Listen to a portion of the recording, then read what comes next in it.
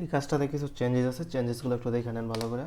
অনেকে কি কিছু ভুল করতেছেন, এই ভুলগুলো এড়াই দেওয়ার জন্য এই ভিডিওটা করছি আমি।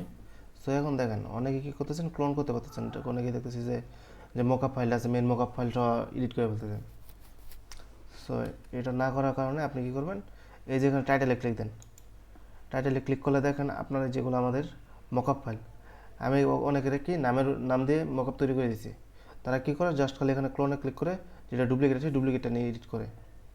এখন আপনার নিজের নামে একটা ক্লোন তৈরি করে ফেলেন, তাহলে এটা আপনি পরে এটাতেই আপনি প্রত্যেকবার আপনারটাকে আপনি ডুপ্লিকেট করে করে কাজ করতে পারবেন।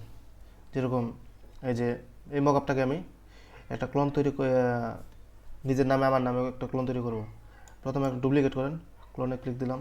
এখন এই মকআপটা আসলো, মকআপে আমার যেটা এই ড্রাফটে ক্লোন করলে ড্রাফটে চলে যায়, ঠিক আছে।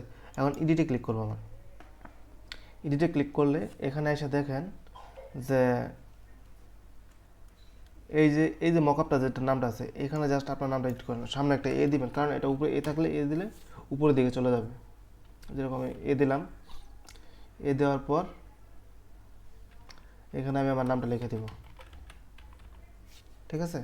তো নাম লেখা দেওয়া, আর এখানে অবশ্যই পোস্টের দিকে আসা এই যে স্ট্যাটাস, স্ট্যাটাস কিন্তু এখানে ড্রাফট থাকবে, ঠিক আছে। ড্রাফট এটা প্রাইভেটে রাখবেন, যেহেতু আপনার নিজের মকআপ তৈরি করতেছেন, প্রাইভেট থাকবে। আর এই যেখানে যে থাম্বনেলটা আছে, এটা কিন্তু থাম্বনেল। এখানে আমরা যদি কোনো থাম্বনেল না পাই, আমাদের যে যে আমাদের এই কোম্পানির কফি শপ কোম্পানির যে কাজটা করতেছে, যে কোম্পানি, এই কোম্পানির অফিসিয়াল থাম্বনেলটা বসায় রেখে দেবেন, ঠিক আছে। এটা একটু যদি আপনার খোঁজাখুঁজি করেন, বা আপনারা যখন কাজ করবেন আপনাদের নিজের জন্য তৈরি করবেন, তখন আমার এই যে তানবিটাকে ক্লোন করেন, তাহলে এটা অটোমেটিক থেকে যাবে, আপনাদের নতুন করে সিলেক্ট করার দরকার নেই। তখন যতবার ডুপ্লিকেট করেন না কেন, এটা থেকে যাবে। সো আমার এই তানবিটাকে আপনারা নিজের ডুপ্লিকেট করে তখন আপনাদের নাম দিয়ে ক্লোন করবেন, এই তানবিটাকে আবার এডিট করিয়েন না, ঠিক আছে। এখন এটা অবশ্যই স্ট্যাটাসটা প্রাইভেট করে দিবেন, যে আপনার যেটা মেন ফাইল ওটা প্রাইভেটে থাকবে, যেন এটা আবার অন্য কেউ না দেখে, এটা পাবলিক করা যাবে না। কারণ আর বাকি বাদ তো যা আছে তাই এখানে সেভ করে দিলাম, ঠিক আছে। এগুলো পরে যখন আপনার কাজ করবেন ডুপ্লিকেট করে ক্লোন করে, তখন এগুলোকে আপনাদের যেভাবে আগের মতন যেভাবে কাজ করতেন ওইভাবে কাজ করবেন, ঠিক আছে। এটা ছিল একটা ইস্যু। আর এখন এই যে দেখেন এই ফাইলটা কিন্তু চলে গেছে নিচের দিকে বা উপরে, যে বা এখানে আছে। যখন একে একে কাজ করতে করতে অনেক নিচে চলে যায়, তখন জাস্ট খালি টাইটেল একটা ক্লিক দেবেন। টাইটেল প্রত্যেকবারে টাইটেলে ক্লিক দিলে এই যেগুলো দেখবেন যে আপনার যে আমার যে ক্লোনটা করছি প্রাইভেট হিসেবে, তখন এটা থেকে গেছে। তখন এর উপরে এডিট করবেন না, করবেন এখানে একটা ক্লোন করে ডুপ্লিকেট যেটা আসবে, ড্রাফটটা যেটা আসবে সেই ড্রাফটের ওইটাকে এডিট করবেন। তাহলে আপনার নিজের নামে একটা, না হলে অনেকে দেখা গেছে যে ওরা নিজের নামে ক্লোন তৈরি করছে, তাই কী বলে মকআপ তৈরি করছে, এখন এটা ওরা নিজেরা ডুপ্লিকেট করে কাজ করে। কিন্তু আপনার যে যারা অনেকে বুঝতেছেন না, তারা এটাকে এডিট করে ফেলতেছেন। তো এটা একটা ছিল। আর একটা হচ্ছে আপনার, যদি কোনো কোম্পানি মানে কফি শপের কোম্পানিগুলো যে আছে, এগুলো যদি কোনো লোগো না পান, তাহলে যে এদের যে অফিস কি বলে, একটা ওপেন করি আমি, ইটস লাইক ব্র্যান্ডের যে লোগোটা আছে, যে কাপটা, এটা রেখে দেবেন, আর থাম্বনেল এটাই থাকবে যদি থাম্বনেল লোগো না পান। আমাদের যদি এই সিটে আসেন, আসার পর দেখেন, যদি আমরা এখান থেকে এই যে গুগল ম্যাপ পাই তাহলে এটা কাজ করবো, আর যদি গুগল ম্যাপ না পাই তাহলে কাজ করবো না।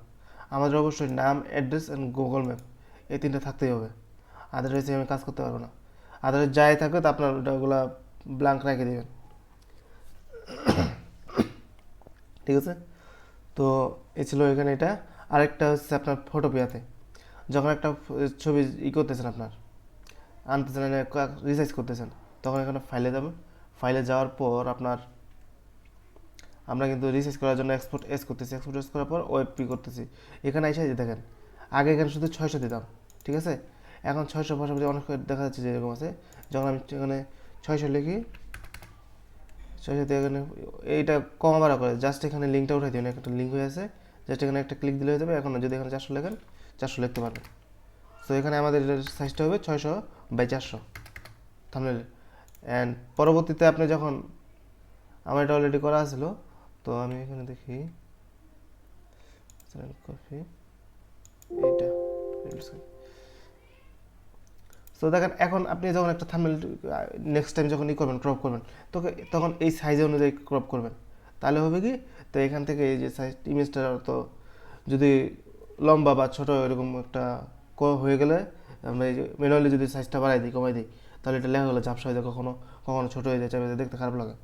যখন আপনার এই যে গুগল ম্যাপ থেকে বা এখান থেকে যখন আমি ক্রপ করবো, আমি একটু দেখাই, যেমন এখান থেকে যেমন ক্রপ করবো যেটা, তখন আমি ওই অনুযায়ী ক্রপ করবো, লাইক আমি যেরকম সিলেক্ট করতাম এই যেরকম, ঠিক আছে, আমার মেন থিংটা থাকলে হইলো।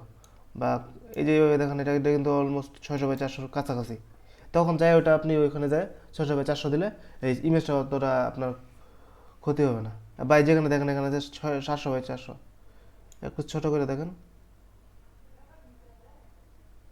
এই দেখেন এদিকে করেন, একটু একটু কমা বাড়া করবেন, অসুবিধা হবে না, ঠিক আছে। এটা হচ্ছে আপনার দ্বিতীয় যেটা আপনাদের দেখা করা এই সাইজটা, না হলে এখানে হয় কি আমাদের যখন এখানে ভিউ করি, কোথায় গেল একটু, আমি একটা ভিউ করে দেখাই, এই যে থাম্বনেলের জায়গায় এখানে অনেক সময় কমা বাড়া হয়ে যায়, এখানে যদি ম্যানুয়ালি দেওয়া দেওয়া আছে বা এটা কোনো অনেক সময় দেখা যায় যে সাইজটা অনেক বড় হয়ে যায়, কখনো দেখা যায় ছোটো হয়ে যায়। সো এটার দিকে একটু খেয়াল রাখবেন। এই তো এই 2-3টা বিষয় ছিল। সো ভিডিওটা দেখে তারপর কাজটা করবেন। অবশ্যই ডুপ্লিকেটের কাজ করবেন, নিজের ক্লোন তৈরি করবেন, কাজ শেষে আবার ক্লিক দেবেন, দেখবেন এটা উপরে চলে আসবে, তখন এগুলো থেকে ডুপ্লিকেট করে কাজ করতে পারবেন। ওকে, ঠিক আছে, আল্লাহ হাফিজ।